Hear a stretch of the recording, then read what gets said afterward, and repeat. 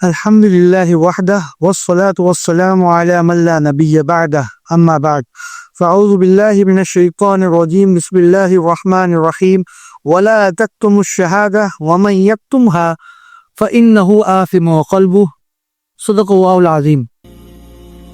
اسلام میں ووٹ کی شرعی حیثیت کے بارے میں اکابر مفتیان کرام نے جو بات بتلائی ہے اس کو ہم جانیں گے کہ اسلام میں ووٹ کی شرعی حیثیت کیا ہے اور اس کا صحیح استعمال ایک اہم دینی فریضہ ہے۔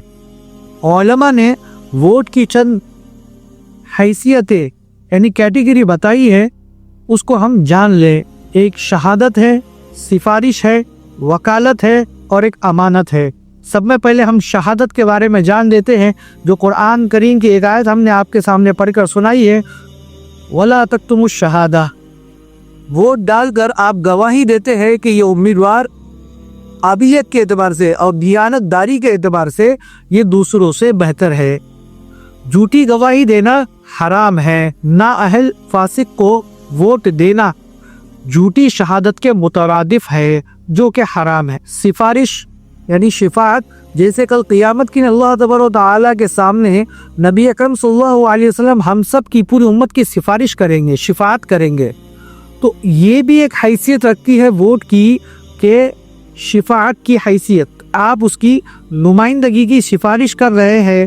قرآن میں بتلایا گیا ہے کہ اچھی سفارش کریں گے، وَمَن يَشْفَعْ شَفَاعَةً حَسَنَةً وَمَن يَشْفَعْ شَفَاعَةً سَيِّئَةً۔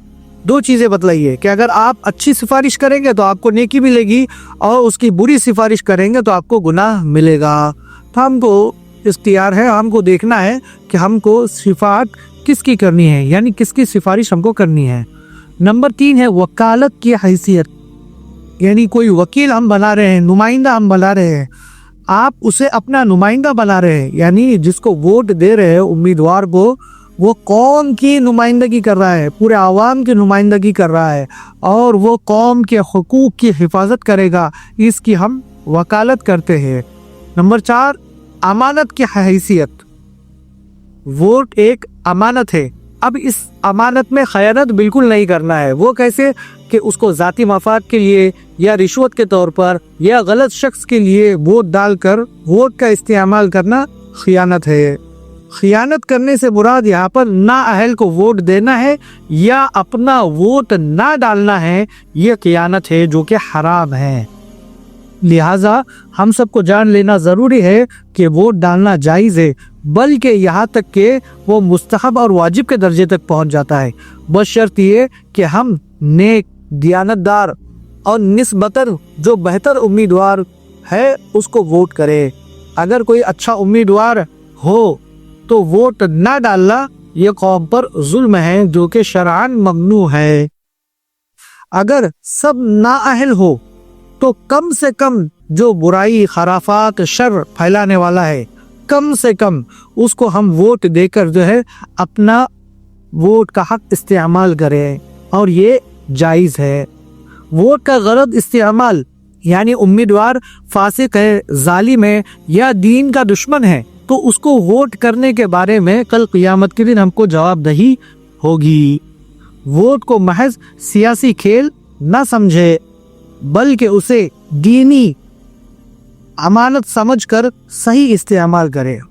اللہ تبارک و تعالیٰ سے دعا کرے کہ اللہ ہمارے ووٹ کا استعمال صحیح ہو اور ہم غلط فہمیوں کے شکار میں نہ پڑے، جس کی وجہ سے ہم کو شرمندگی محسوس ہو کہ ہم نے کس کو ووٹ ڈال دیا اور ہم نے کس کو چن کر لے کر آئے۔ اب یہ حالات میں ایسی ہو رہا ہے کہ ہم جس کو بھی ووٹ ڈال رہے ہیں، آخر نتیجہ یہ ہوتا ہے کہ ہم نے جس کو ووٹ ڈالا وہ چن کر نہیں آیا تو نادم اور شرمندہ نہ ہو، بلکہ ہم نے اپنے ووٹ کا استعمال صحیح حق سے ادا کر دیا ہے۔ اللہ تبارک و تعالیٰ سے اس کی دعا مانگنا ہے اور اس سے توفیق مانگنا ہے کہ اللہ تبارک و تعالیٰ ہمارے ووٹ کا حق صحیح استعمال ادا کرے۔